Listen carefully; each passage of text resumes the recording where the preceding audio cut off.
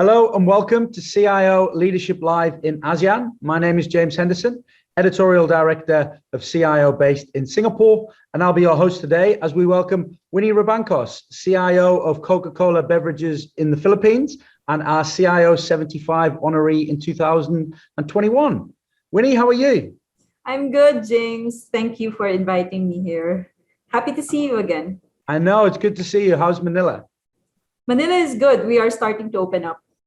So Good. starting to accept visitors and also starting to visit other countries. Okay, well, if I don't see you first, you'll see me first, depending on travel. Definitely. There we go. Looking forward.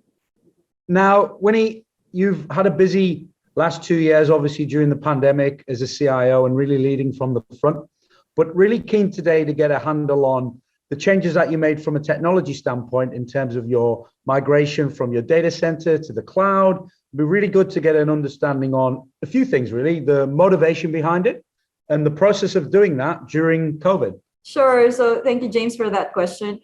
You know, in Coke, we are always guided by our purpose and ambition. We said we wanted to refresh the Philippines and make a difference. So prior to the pandemic, we recognized the need to have resilient operations because we wanted to protect the business and, of course, support our employees and our customers. We used to collocate our servers and storages on an on-premise facility locally. While it has been serving our needs, we saw it as a single point of failure. We have experienced, you know how it is in the Philippines, earthquakes, strong typhoons, which could result to electricity failure, brownouts, blackouts, and it could even extend for more than a week. We also have volcanic eruptions, just to name a few. So if we want to refresh the Philippines, continue refreshing the Filipinos daily, and even during these times of crisis, we really cannot afford a downtime. So as early as January 2020, 2 months before the lockdown, we initiated the project. We did evaluation, assessment, contracting, and then when the COVID happened, it was difficult to do on-site with all the teams in one place. So what we did was we decided to do a lift and shift.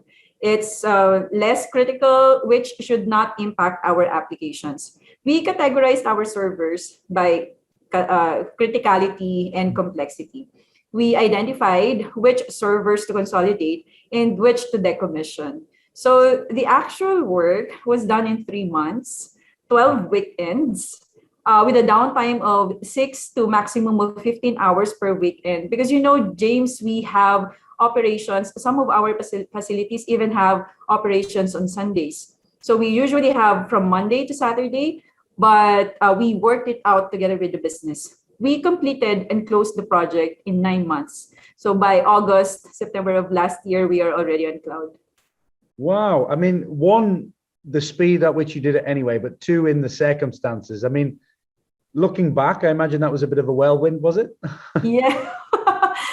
We cannot afford a downtime. So it was a struggle between the business and IT, James. But I think we have the trust and confidence from our leaders and also from our plant and distribution centers that they know that technology is going to take care of the connection and everything else that go with it. And they also understand why are we doing this. Yeah, and you've kind of answered it a little bit there around, you know, obviously the dynamics of the Philippines and how important it is to not have that single point of failure. But what have been some of the benefits since the migration? Well, a lot has happened since we moved to cloud. We were able to speed up our product development process.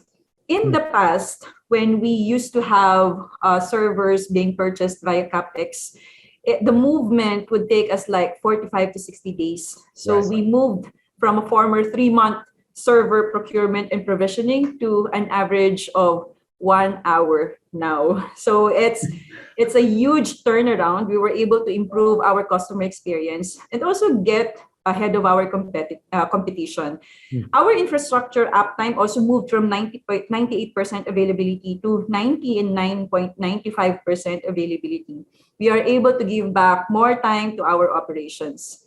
And more importantly, we have de-risked our critical business applications. Earlier, I told you about being a single point of failure. We have eliminated that.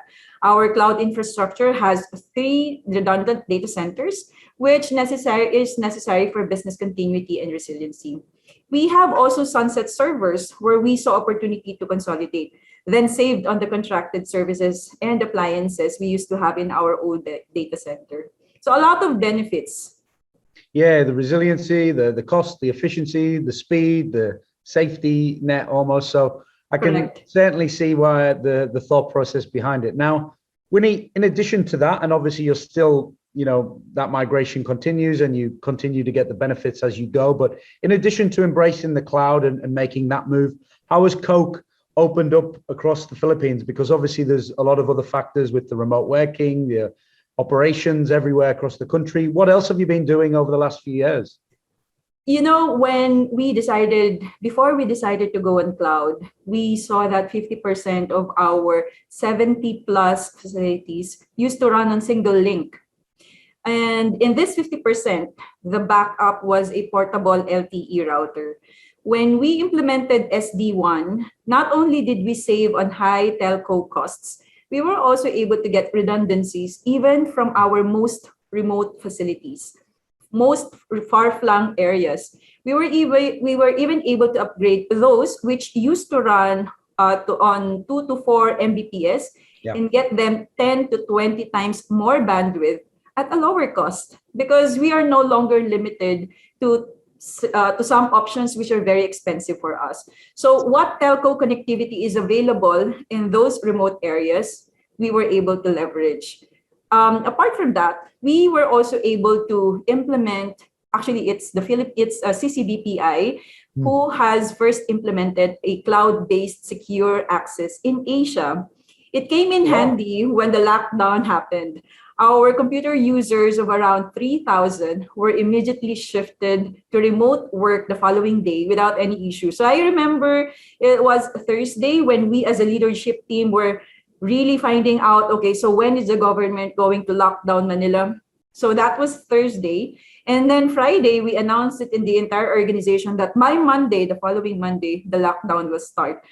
So on Friday, they were all shifted automatically to remote work without us worrying about the security. We used to only have VPN users of 250. But with the Global Protect or Prisma access, we saved on VPN appliances. While we increased the security posture, we also moved from perimeter-based to host-based security. We have received actually many compliments and shout outs from our associates. They are very grateful that even with the lockdown, they were still able to perform their jobs at the safety of their homes. And we from IT were also grateful that it happened even prior to the pandemic. And I love how you're so humble on this and just say it came in handy. I think it was pretty crucial. Yeah, I think it was an auditor who mentioned to me, did you know that the lockdown is going to happen? No, because we did it prior, so it was a good thing. It really came in handy. It's a very good case study of how to do it. Now, you've almost in basically in outlining the process and the motivation, you've kind of answered my next question, which was around how you bring your CEO and the board and your peers along the journey from a backing standpoint, but also education. I mean, I'm guessing everything you've just said there kind of ticks nearly every box, right? Yeah. Our CEO is a very tech savvy person, James. You should meet him. He's Irish. When we moved to Power BI, people got stuck in Excel. They just didn't want to lose Excel. It was as if Excel was part of their life. So they just don't want to move. But the CEO gave the mandate that there is not going to be any Excel reporting in our business reviews. Mm-hmm. So when he pushed that, people start going into Power BI. And when we go down to the facilities to actually study market visits, conduct reviews, he uses Power BI to conduct his conversation. So the leaders who are with us in those activities or in those market visits, they are forced to really look into Power BI dashboards. So it was also good because that somehow eradicated unnecessary reporting. I think leadership has a way of really pushing for these changes because it It has to start from the top. Mm. No? And also, prior to the pandemic, we held a leadership all hands in January of 2020. When we were doing that, the Taal volcano, I'm sure you know that Yeah. the Taal volcano was erupting. So we were holding the leadership all hands in Manila. Taal volcano is like 2 to 3 hours away from Manila. So I was scared that no one is going to attend. And we have invited like top 250 leaders of the company. Ultimately, they were all able to come and participate. So we did the technology launch. It was like iPhone being released to the organization.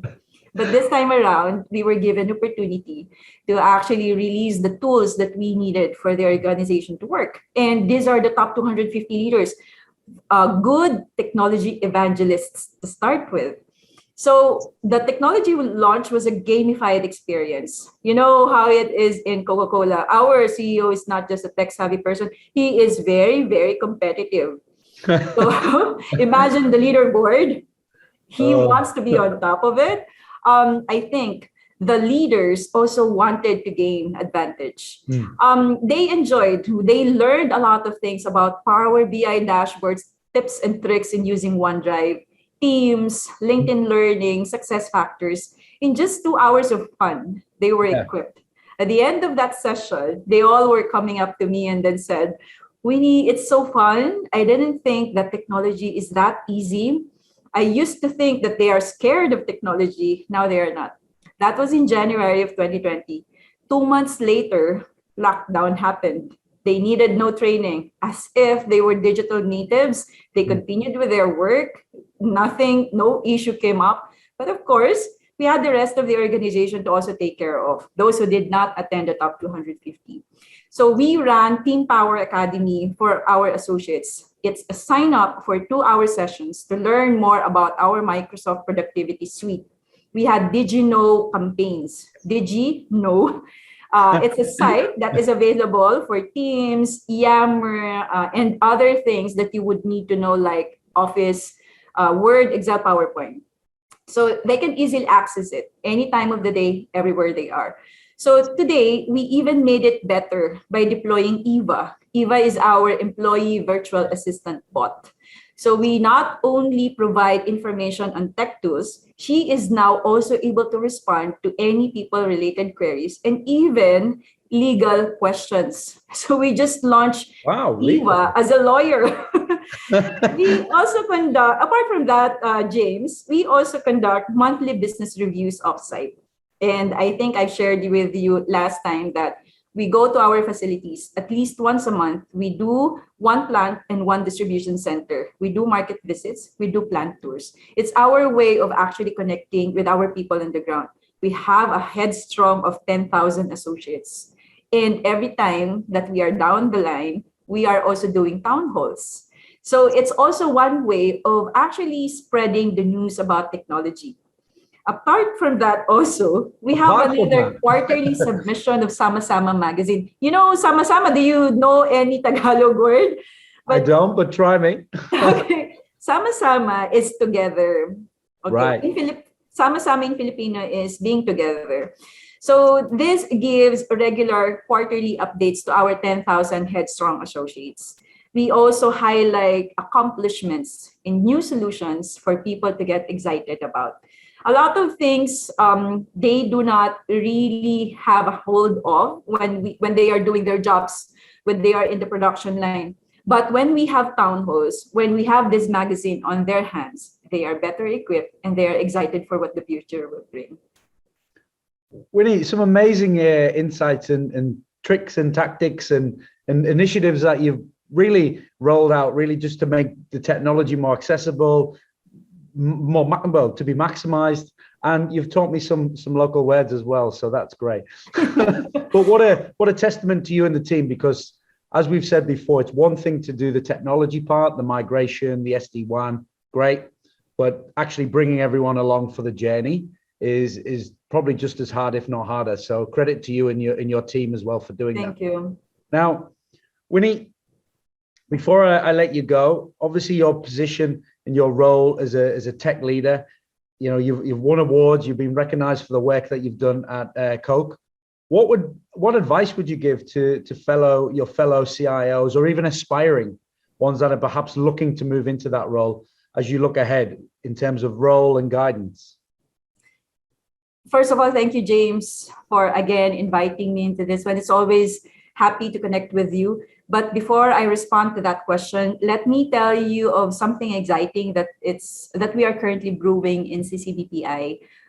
When the pandemic started, I'll take you back to when the pandemic started in 2020. Our local government shifted education to online learning. When I was a student myself, I did not have any computer at home. I was taking up computer science then. It was a very frustrating and difficult situation to be in. Now that I am a parent, I could just imagine how my parents would have felt during that time when they couldn't do anything to actually provide me with the right equipment. So it would probably have been double the frustration of not being able to give me what I needed. So what we did, we started our PC donation drive in 2021, and we were able to donate 100 computers to our parent associates who we believe would have limited means to purchase computers for their kids.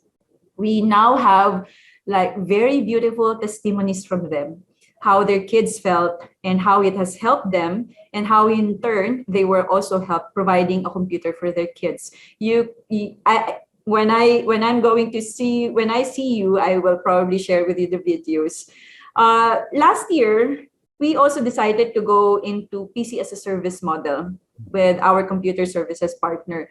Aside from the benefits of economics and scale, shifting CapEx to OpEx, scaling devices up and down based on need, this model has drastically improved our IT services and in turn increased our employee productivity. So in line with this, with over 1,000 devices retrieved, we have launched Tulong Sulong sa Pag-aaral program. So again, I will educate you with a Filipino term. Please. Tulong means help. Sulong means advancement, and Pag-aaral means studies. So it's a program to help the kids of our frontline associates in their schooling. Among those parent associates eligible for this program are our forklift operators, truck drivers, and production crew. But wait, there's more. Instead of us partnering and paying a service provider, an external service provider, to help check, diagnose, and set up a complete computer set for donation, we have launched a volunteering program under the Tulong Sulong banner. Our associates nationwide can volunteer. Actually, we are inviting them to volunteer a minimum of 4 hours of their time to set up a complete computer set. By May, this coming May, we will be holding the awarding of the first group of recipients. Each volunteer will have the opportunity to hand over the complete set of computer to the parent associate. Oh. Associate to associate. The volunteer program is all about taking time to help, no matter what your role is in the organization. Additionally, we will also hold a basic training program for our parent associates on the use of computers. I was telling you earlier, I am a home technical support for my kids. I am already a technologist. Yeah. So imagine our parent associates who would not have probably the knowledge and capability to do basic troubleshooting for their kids. So this intent is also to give them basic troubleshooting guidelines. So the entire program will run until July. Now, going back to the advice, I remember having a conversation with a mentor. He told me that as you progress in your career or as you go up the ladder, your sphere of influence widens. And because of that, along with your responsibility is your impact to create positive change. So my advice, do not look at the limitations you have. No matter what your role is, look at the opportunities where you can help. So that's it, James. Thank you. What a great way to finish, Winnie. And it's always a pleasure to spend time with you. And firstly, hear obviously about the day-to-day technology implementations on your day job, but all of the extra stuff that you do and the extra mile that you always go. And so does Coke as a business in the Philippines. So it's great to hear from you and so pleased to to see these projects and initiatives taking off. And I'm very pleased I'm learning new words as well. So you can keep that going. Maybe on the next one, you can teach me some more. I will, definitely, James. We'll do that. So, Hope to thank see you, you Winnie. soon. Thank you. Thank you, James. Thank you very much. And thank you all for watching CIO Leadership Live in ASEAN.